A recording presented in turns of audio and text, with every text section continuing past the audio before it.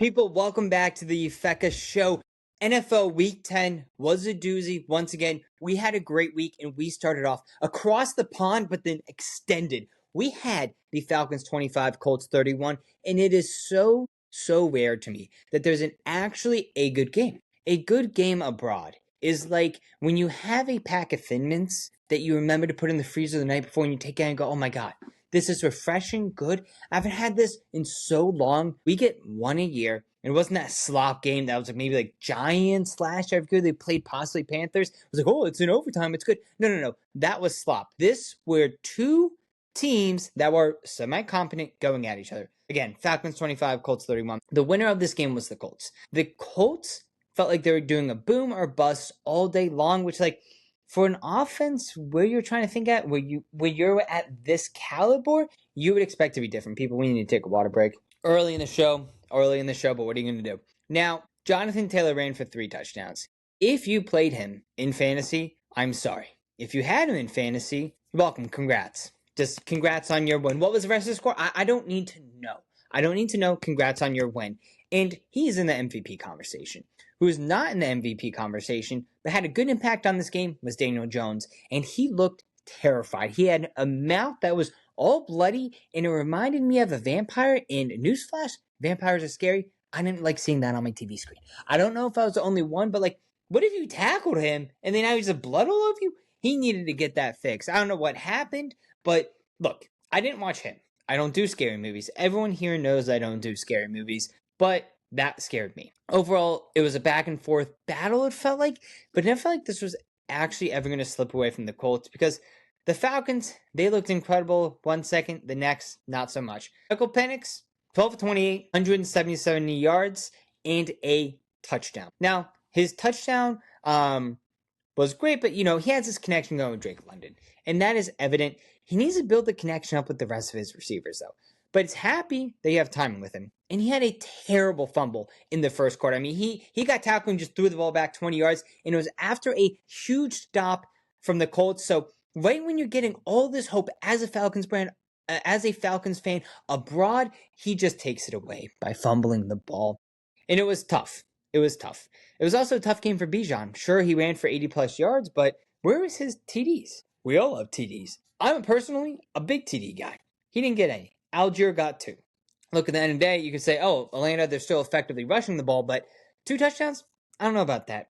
But the moment this game changed trajectory was the coin flip. They said, you have the Colts, you go ahead and receive the ball. And they did the little hug thing where you do like you're at Build-A-Bear, for instance. You get that first bear that you build it, you crafted it with your hand and you hug it down. That's what they did to signal that they are receiving the ball. However, upon further review, there was something, I don't know, they didn't really explain it clearly, but they decided to go ahead and just give the ball to the Falcons. But you say, well, Affaka, that's a great spot for the Falcons. You want to receive that kickoff first. You're wrong. Because the Falcons were only doing good when they were dogs and chasing it. And it is Dancing with the Stars night. And I'm actually doing this podcast so I can just hide in this room and I don't have to be out there. Shh, secret time. If anyone else has Dancing with the Stars podcasts or Dancing with the Stars in their household, they know what I'm talking about. And the thing is that we have to get back on topic because that's just ridiculous. Watching Dancing with the Stars. Let's talk about men running around in tights with a football because that's just true dance. That's true dance. So the Falcons, it was bad for them because they lost focus. They didn't have the piece of cheese in front of them that they were chasing. Ultimately, this led to the Colts winning. Great touchdown at the end by Jonathan Taylor. Took my heart out. I had Falcons at 6 because I got it when after they dipped into 4. DraftKings still had them at 6. I snagged it. Punt kickoff, it was at 6.5. If I waited, would have been a winner. The bet was a push. Overall, not that upset.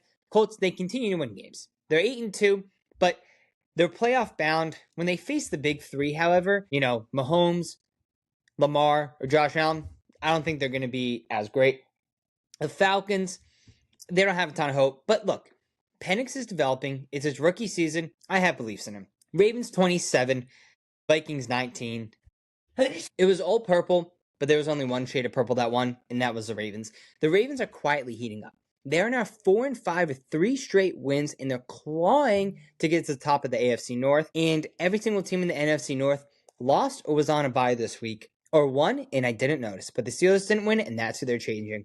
The biggest shift has been their defense. We saw this in the previous year. Their defense in the second half was monster. However, when you dive deeper into it, their defense in the second half is against monster here. In the first half, it lacked a ton. Lamar, he didn't put up wild numbers. 76 yards and a touchdown. But you can't score or you can't box score this game. People, it's very late at night when I'm doing this. My brain is on empty. But we have to do it for the fans. That's what I do here. Look, if you made it this far, please like and subscribe to the show. It's free. It's free. It's free. I don't really know what else you want me to say. It's free and it means a ton to me. So just help me out, please. Am I begging? Yes. Do I care? No, because I care about what I'm putting out there. But Lamar controlled the game. When he needed a first down, he got a first down. When they needed to rush it for a first down, they rushed it for a first down. It wasn't the world's most flashy win. Kicked a lot of field goals. Didn't get done in the red zone. What does that say about the Vikings? What does that say about the Ravens? Who am I to say? All I know is that the Ravens won. Vikings, they looked sharp. This game was over, though, when Tyler Luke kicked a field goal heading in half, making the game 10-9. Before that, it was 10-6, and he was like, oh, the Vikings, they get a stop here. No.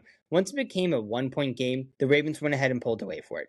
And then J.J. McCarthy had to throw it for it a ton. He threw it 42 times. Not a good recipe for a win. Did have a touchdown, though, 240 yards, but 2 interceptions. He was trying to force it to Justin Jefferson so much, and it was just never working. Who was it working for? Naylor. Naylor had a big game. 5 catches, 124 yards, and a touchdown. Huge. We even see Addison have that much. Look, the defense was able to hold Lamar for a little bit, but you can only do so much when you're playing him. Ravens, they're kind of starting to round into form. Might have this conversation, are they back? Lamar's back. That's all I got to say about that. I do think they have a legitimate shot to win this AFC North. The Vikings, on the other hand, they're 4-5. Record isn't fatal, but with the NFC North, it is so tough to stay top of it. They're currently at the bottom. They're only 2 games behind top. It's the classic, you're growing pains. Let's face it, your quarterback is, 4th, 5th NFL start? I'm actually a J.J. McCarthy guy. I personally like him. I think he has a lot of promise. You know who else has a lot of promise? Josh Allen had a lot of promise. You know what he does? He delivered. Bills 13, Miami 30. And Tua didn't play a bad game. No one really saw this coming. Well, I did. I predicted it. I said they were going to stay within 9.5-point dogs. Love the Dolphins in this spot. Even thought from B-Dog from old work. Said, hey, sprinkle a little bit. I go, I don't know. When I started thinking about it more, I'm like, Bills don't really have a great rushing defense. That's the only thing the Dolphins can do. 2 at home in the warm. Kind of like that. The Bills coming off a huge win against the Chiefs. Look at spot. They're not paying attention. And guess what? They got caught with the left hook. Look, these guys get paid too. And that's really what this game came down to. The Dolphins, they looked like the best team ever. A-Chain ran for 1 billion yards. The Bills could not get anything moving offensively. Kind of like I can't get out of here with this. Just a Dancing with the Stars chatter. It's just too much. I feel like I'm Harry Potter who's just locked in the cupboard or under the stairs. That's what I am. I'm losing my mind. It's late, people. I need to get back on the beam. And shout out to History Hyenas. Straight Beamcast coming in later. The thing that we have to really take into account here, though, is the fact that Josh Allen couldn't really make a first down. He'd scramble, he'd toss the ball, and eventually he could get a first down. But it took so much effort. Outlook on this game, the winner was the Bills. No, it wasn't. It was the Dolphins. Who are we kidding here? Dolphins did win this game, but did they really win? No. Now they have a worse draft position. Sure, their next games coming up are pretty easy, but it's not going to be that easy. We know it never is. Dolphins, again, great game. Will it hurt your franchise in the long run? Yeah. Is it nice to go home, go to bed, knowing that you won a game? Yes. The Bills, it's starting to get to panic mode, and it's really showing that there's no wide receivers for Josh Allen to really throw the ball to. They actually made a play for Jalen Waddle, but it got denied. So that's something to look out to. Sure, the Bills, they can run it. They had a tight end, Kincaid, go out early. What's his health? Who am I to say? All I know is that when it comes to health, Matthew Stafford winning that cryo chamber in the offseason, and something must have clicked, because the Rams beat the Niners 42-26. Now, previously, I bet on the Niners to win. I bet on the Rams to win. The Niners cooked them. This time, was I going to bet on the Niners again? Yeah, I caught a live line at plus 9.5. I thought that was going to be enough. It was not, but Mac Jones did play not a bad game. But Matthew Stafford played a better one. 4 touchdowns, and it felt like from the jump, all the Rams could do was just get 7. There was never a time where I felt like they weren't getting 7. Sure, I'm sure there were some drives they didn't get it, but ultimately, they got 7s.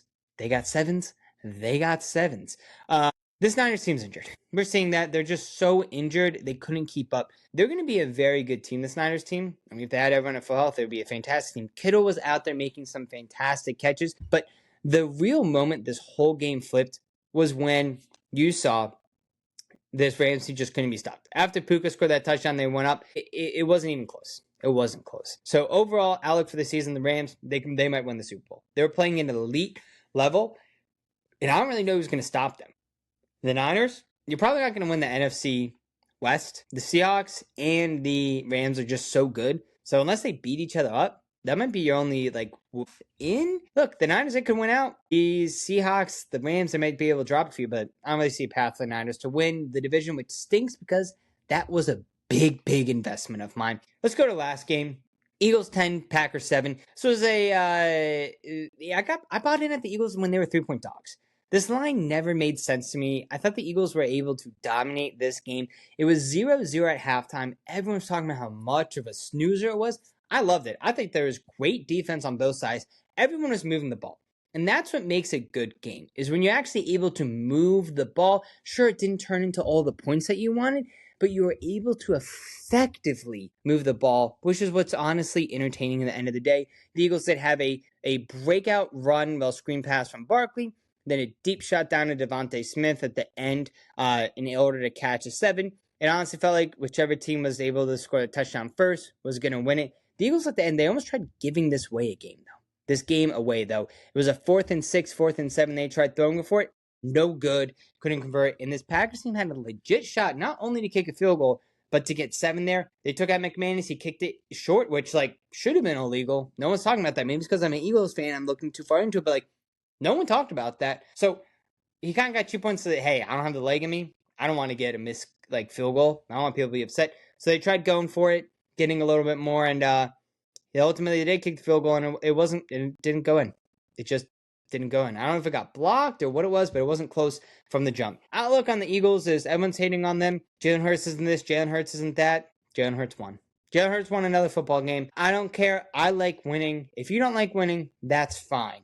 But I personally enjoy winning. The Packers, they've always seemed like a fraud team to me. I don't know what it is, but they really cannot figure this out. Sure, it's a young team. They have a pretty good defense. It's starting to hum. But then, what's going on the offense? They have playmakers all around them. Maybe I just value the wide receivers more than I should. Tucker Kraft going out's a huge deal. And I think Gold not being there, that's another huge deal. Christian Watson's a great deep threat. I think, look, in 2 years, it might be their time.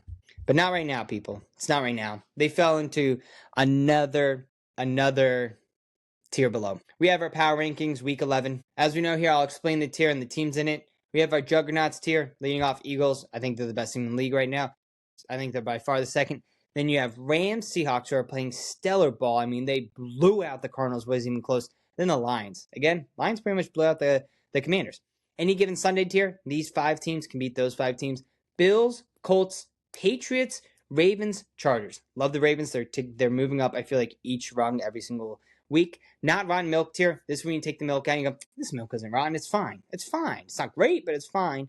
You have the Packers, you have the Colts, you have the Buccaneers, you have the Denver Broncos, you have the Niners, then you have the Bears moving up tier. You have the smells off milk. Take out the fridge. You go, oh, that's a little bit off, but that's fine. I'll use it. Whatever. It's probably last day. It's probably still okay. You have the Vikings, Steelers, Texans, Panthers, Falcons. Then you have the we have food at home tier. Everyone comes in. Everyone knows what this tier is, and it's just sad and it sucks. So you're filled with so much excitement, and then you just hear whoever's driving the car, we have food at home. We don't need that. Boom, they keep driving. You go, well, there goes my chance of getting Wendy's or McDonald's. I never had McDonald's as a kid. I did sneak to Wendy's occasionally, but I was a Chick-fil-A household, and I thank my parents for that. Then you have if you're a fan, I'm sorry, which I just am. Browns, obviously. I mean, look, this is in order as I'm saying them, but if you're a Browns fan, I feel bad. Browns, Raiders, Cardinals, Jets, Saints, Titans. People, those are my rankings. Let me know everyone's thoughts on the show. If you made it this far, like, comment, subscribe. Should be a shorter one. We got a little bit out of the tank. Got a little bit of excitement because there might be a big project I'm working on. Who knows? If you made it this far, feel free to just drop a comment, maybe some bold predictions for week 11. Drop a like, drop a subscription, because if you're not subscribing, it's for free, by the way. If you're not subscribing, what are you doing with your life? Come on, support me. Do you see how pale I am? Maybe if you subscribe, I can get a sponsor, and then I can go to Saloon, and I can get tan. I want to be tan. If I can't tone it, I got to tan it, and I'm not toning it. That's a Affaka show.